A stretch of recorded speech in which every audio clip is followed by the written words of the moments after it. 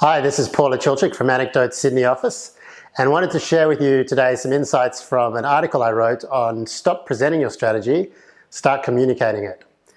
It really begins back in 2015. I was working in the US and it was a typical rainy day in Seattle at the Microsoft headquarters.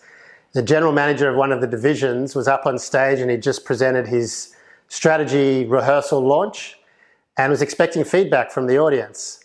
But there was a very awkward silence and no one was making eye contact with him. Everyone was kind of looking around, trying not to be noticed.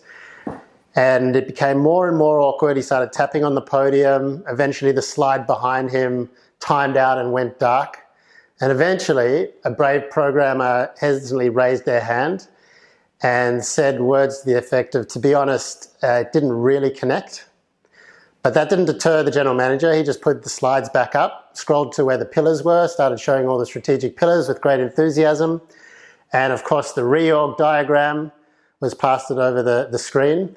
But hands started going up again all over the 80-row venue with a similar sentiment, and people were now encouraged to say it was just falling flat. Now the real final nail in the coffin came when an HR manager had found on her laptop a reorg from 6 years prior that was very similar. And everyone started huddling around her and laughing, giggling. She was prompted to move to the front and take her laptop and show the GM on stage, who wanted to know what all the fuss was about. And when he saw the reorg and the similarity, he kind of just sunk into the podium, deflated, and realized it wasn't going to connect. Now in the post-rehearsal debrief, which was just with the leaders, and our communications team had been called in, because I think the chief of staff knew there was a bit of an issue.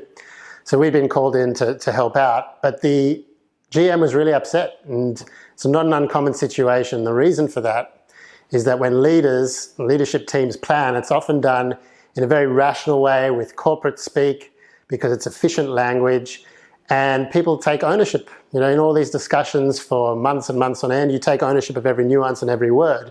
But then when you present it in one quick presentation, even if there's nice graphics, it doesn't connect with individuals, because communicating a strategy is about human connection.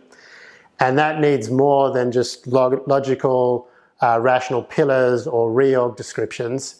Otherwise, people are just going to be sitting there and not know what their personal role in the strategy is.